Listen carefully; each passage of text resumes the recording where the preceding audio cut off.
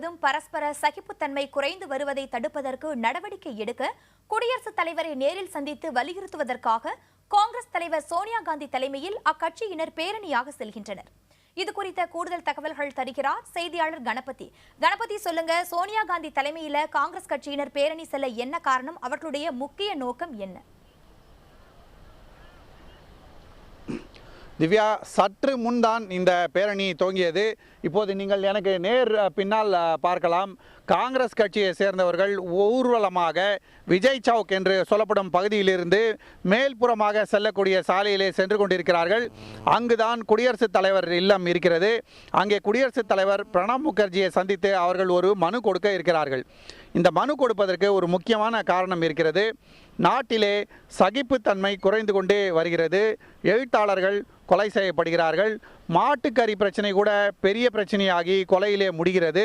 இது போன்ற பிரச்சனைகள் தொடர்ந்து கொண்டே இருந்தால் பாகிஸ்தானிலிருந்து இங்கே வரும் கலைஞர்கள் முகத்திலே கரி பூசுவோம் என்று மிரட்டப்படுகிறது. அவர்களை இங்கே அழைத்தவர்களுக்கு அதே போல சிவசேனாவை சேர்ந்தவர்கள் முகத்திலே மை பூசுகிறார்கள். இது போன்ற பிரச்சனைகள் தொடரக்கூடாது. நாட்டிலே சகிப்புத்தன்மை இருக்க வேண்டும். எல்லா மதத்தை சேர்ந்தவர்களும் எல்லா ஜாதிகளை சேர்ந்தவர்களும் ஒன்றாக வாழும் நாடு இது. இந்த நாட்டிலே இது போன்ற சூழ்நிலை இருக்கக்கூடாது என்பது காங்கிரஸ் கட்சியின் வலுவான கருத்தாக இருக்கிறது. மீண்டும் மீண்டும் இதை தொடர்ந்து அவர்கள் வலியுறுத்தி கொண்டிருக்கிறார்கள். அதையே வலியுறுத்தி தான் இன்று நாடாளுமன்ற வளாகத்திலிருந்து குடியரசுத் தலைவர் இல்லம் நோக்கி தற்போது ஊர்வலமாக சென்று கொண்டிருக்கிறார்கள். அங்கே காங்கிரஸ் தலைவர் சோனியா காந்தி, துணைத் தலைவர் ராகுல் காந்தி ஆகியோர் கட்சியின் மூத்த தலைவர்கள், நாடாளுமன்ற உறுப்பினர்களுடன் பிரணாப் முகர்ஜியை சந்தித்து அவரிடம் இது குறித்து மனு கொடுக்க இருக்கிறார்கள். கணபதி, குடியரசுத் தலைவர் பிரணாப் முகர்ஜி உடனான சந்திப்பு எவ்வளவு மணி நேரம் நடைபெற வாய்ப்பு இருக்கு? ஏற்கனவே இந்த கூட்டம் சற்று தாமதப்பட்டிருக்கிறது. இங்கிருந்து அவர்கள் கிட்டத்தட்ட அரை மணி நேரம் முன்னதாகவே கிளம்புவதற்கான எல்லா ஏற்பாடுகளும் செய்யப்பட்டுவிட்டது. அந்த சமயத்திலே சீக்கிய இளைஞர்கள் கிட்டத்தட்ட 15-20 பேர் 2 குழுக்களாக பிரிந்து இங்கே வந்து தனியாக கோஷங்களை எழுப்பி ஆர்ப்பாட்டம் செய்ய தொடங்கினார்கள். ஊர்வலம் எந்த வழியாக போக இருந்ததோ அந்த ஊர்வல பாதையிலே நின்று கொண்டு பதாகைகளை ஏந்தி அவர்கள் கோஷங்களை போட்டார்கள். சீக்கியர் படுகொலைக்கு காரணமானவர்களுக்கு தண்டனை கிடைக்கவில்லை, அவர்களுக்கு உடனடியாக தண்டனை கிடைக்க வேண்டும், காங்கிரஸ் கட்சி அது பற்றி நடவடிக்கை எடுக்கவில்லை, காங்கிரஸ் கட்சியை சேர்ந்தவர்கள் தான் அந்த படுகொலையிலே ஈடுபட்டார்கள் என்று கூறி அவர்கள் கோஷங்களை எழுப்பினார்கள். இதற்கு காரணம் நமக்கு நன்றாகவே தெரியும். இந்திரா காந்தி பிரதமராக இருந்தபோது அவருடைய காவலர்களாலேயே சுட்டுக் கொல்லப்பட்டார். அதன் பிறகு சீக்கியர்களுக்கு எதிராக டெல்லியிலே பெரிய கலவரம் நடந்தது. அதிலே பல காங்கிரஸ் தலைவர்களுக்கு முக்கிய காரணம் இருக்கிறது என்று டைட்லர் போன்றவர்களுக்கு எதிராகவும் சஜ்ஜன் போன்றவர்களுக்கு எதிராகவும் தொடர்ந்து சீக்கிய மதத்தைச் சேர்ந்தவர்கள் போராட்டங்களை நடத்தி வருகிறார்கள். அது போன்ற ஒரு போராட்டம் காரணமாக இந்த ஊர்வலம் தாமதப்பட்டது. இப்போது இந்த ஊர்வலம் குடியரசுத் தலைவர் இல்லத்தை நோக்கி சென்று கொண்டிருக்கிறது. இன்னும் சில நிமிடங்களிலே அங்கே சென்று சேர்ந்துவிடும். அதன் பிறகு சோனியா காந்தியும் ராகுல் காந்தியும் மனு கொடுத்து விடுவார்கள். மனு கொடுத்து விட்டு திரும்பி வந்து பத்திரிகையாளர்களை சந்திப்பதாக சொல்லியிருக்கிறார்கள். கணபதி, இந்த சகிப்புத்தன்மை குறைந்து வரதா சொல்லப்படுற இந்த விஷயம் பொறுத்த வரைக்கும் குடியரசுத் தலைவர் இதுவரை ஏதேனும் நடவடிக்கை எடுத்திருக்காரா? ஏற்கனவே குடியரசுத் தலைவர் இது குறித்து பலமுறை வலியுறுத்தியிருக்கிறார். தன்னுடைய பேச்சுக்களிலும் இது தவிர தன்னுடைய கருத்துக்கள் மூலமாகவும் இது சரியானது அல்ல, சகிப்புத்தன்மை என்பது தேவை, இந்தியா ஒரு பரந்து விரிந்த நாடு, இங்கே பல்வேறு மதங்களை, பல்வேறு மொழிகளை, பல்வேறு ஜாதிகளை சேர்ந்தவர்கள் எல்லாம் ஒன்றாக வாழ்கிறார்கள்.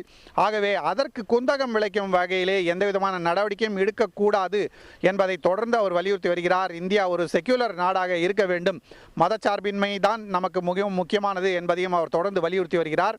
ஆகவே இப்போது எதிர்க்கட்சிகளை சேர்ந்தவர்கள் இங்கே இது போன்ற மனுக்களை கொடுப்பதினால் அவர் தனியாக எதுவும் நடவடிக்கை எடுத்துவிட முடியாது. ஆனாலும் அவர் தரப்பிலிருந்து தொடர்ந்து இதே போல வலியுறுத்தல்கள் இருக்கும் என தெரிகிறது. பாரதிய ஜனதா கட்சியை சேர்ந்தவர்கள் ஏன் பிரணாப் முகர்ஜி இது போன்ற வலியுறுத்தல்களை செய்து கொண்டிருக்கிறார்? ஏற்கனவே நாடாளுமன்றத்தை மீண்டும் மீண்டும் காங்கிரஸ் மற்றும் எதிர்க்கட்சியை சேர்ந்தவர்கள் முடக்கிய போது அவர்களுக்கு அறிவுரை சொல்ல தயங்கிய அவர் இப்போது அறிவுரைகளை தொடர்ந்து வழங்கி கொண்டிருப்பது ஏன் என்று ஒரு சர்ச்சையை கிளப்பியிருக்கிறார்கள். ஆகவே குடியரசுத் தலைவரால் எந்தவிதமான நடவடிக்கையும் எடுக்க முடியாவிட்டாலும் அவருடைய பேச்சுக்கள் மூலமாக அவர் இந்த கருத்துக்கள் சரியில்லை என்பதை வலியுறுத்த முடியும். அதன் மூலமாக மதச்சார்பின்மை போன்ற விஷயங்களை நிலைநாட்ட நடவடிக்கைகள் எடுக்க வேண்டும் என்ற எதிர்க்கட்சிகளின் கருத்துக்கு பலம் கிடைக்கும் என காங்கிரஸ் கட்சியை சேர்ந்தவர்கள் கருதுகிறார்கள். கணபதி, இந்த சகிப்புத்தன்மை குறைந்து வரதா சொல்லப்படுற இந்த விஷயத்தை பொறுத்த வரைக்கும் குடியரசுத் தலைவர் நடவடிக்கை எடுக்க அவருக்கு எந்த அளவுக்கு அதிகாரம் இருக்கு? குடியரசுத் தலைவர் நாட்டின் முதல் குடிமகன், பிரதமரை போன்று அரசாங்க முடிவுகளை எடுப்பதற்கான அவருக்கு அதிகாரம் இல்லாவிட்டாலும் அவர் நாட்டின் முதல் குடிமகன் என்கிற முறையிலே பல்வேறு அறிவுரைகளை வழங்க முடியும். குடியரசுத் தலைவர் என்பவர் பல்வேறு வெளிநாட்டு தலைவர்களை தொடர்ந்து சந்திப்பவர். அதே போலவே நாடாளுமன்றம் வருடத்திலே முதல் முறையாக கூடும்போது கூட்டு நாடாளுமன்ற கூட்டத்திலே உரை நிகழ்த்துவர். அதாவது மக்களவை மாநிலங்களை தலைவர்களை சந்தித்து, அதே போலவே அரசாங்கம் ஏதேனும் சட்டங்களை இயற்றினாலும் இறுதியாக அவர் கையெழுத்திட்டு தான் அந்த சட்டங்கள் நடைமுறைக்கு வருகின்றன. இது போன்ற பல்வேறு முக்கிய பொறுப்புகள் குடியரசுத் தலைவருக்கு இருக்கின்றன. ஆகவே பிரணாப் முகர்ஜிக்கு முடிவுகளை எடுக்கும் அதிகாரம் இல்லாவிட்டாலும் இது போன்ற முக்கிய கருத்துக்களை வலியுறுத்துவதற்கான நிச்சயமான அவருக்கு ஒரு அந்தஸ்து இருக்கிறது. அந்த அந்தஸ்து மூலமாக இந்த கருத்துக்கள் வலியுறுத்தப்படும் என்பது எதிர்க்கட்சிகளின் வாதம்.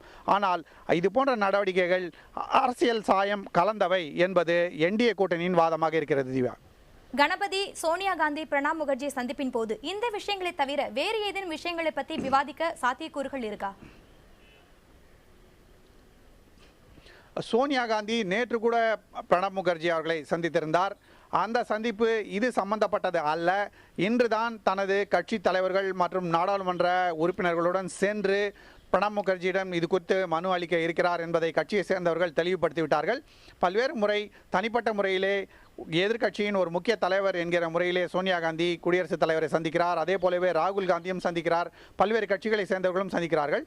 ஆனால் இன்று குறிப்பாக இந்த ஒரு முக்கிய விஷயத்தை வலியுறுத்தி அவர்கள் குடியரசுத் தலைவரை சந்திக்கிறார்கள். ஏற்கனவே எழுத்தாளர்கள் போராட்டம், பல்வேறு கலைஞர்கள் தங்களுடைய விருதுகளை திருப்பி கொடுப்பது, சினிமா துறையைச் சேர்ந்தவர்கள் தங்களுடைய ஆட்சேபத்தை தெரிவிப்பது போன்ற பல்வேறு விஷயங்கள் நடந்து கொண்டிருக்கின்றன. அதன் தொடர்ச்சியாகத்தான் இதுவும் நடக்கிறது.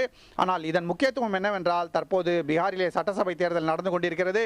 அது மாதிரியான ஒரு முக்கிய நிகழ்வு நேரத்திலே இங்கே டெல்லியிலே இந்த மனு கொடுக்கும் வேலை இப்போது காங்கிரஸ் கட்சியால் நடத்தப்படுகிறது.